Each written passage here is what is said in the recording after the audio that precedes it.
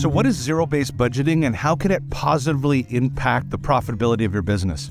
First, I'm going to define zero-based budgeting. I want you to picture that every ledger in the line item of an expense didn't exist. So you don't have any preconceived biases of making it exist. And this is actually called the endowment effect. And let me describe the endowment effect with clothing. Imagine I paid hundreds and hundreds of dollars for this jacket, but it didn't fit properly or I don't like the color. But I put it in the closet and I promised myself I'm going to wear it, but I never do. But I can't part with throwing it out because I spent hundreds of dollars on it. Now, if it was for sale right now in a department store, I wouldn't pay $20 for it. That's the endowment effect, where the past legacy bias of time, money, and energy that has been spent is difficult to part ways with and throw out.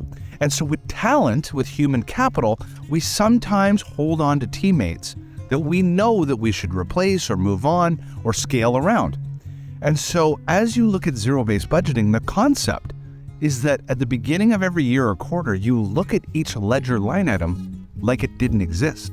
Like there is no teammate, like there is no team that has a cost. And what you need to do is argue it back in, objectively.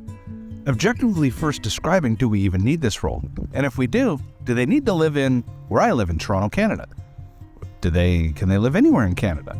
And if that's true, then can they live anywhere in the world? And this is the beginnings of thinking around offshoring, where you start to question, well, if they don't need to live in my city to come to the office, and they can live anywhere in Canada, but if they're willing to dial in on Zoom at the same timelines as my teammates, then what can they live anywhere in the world?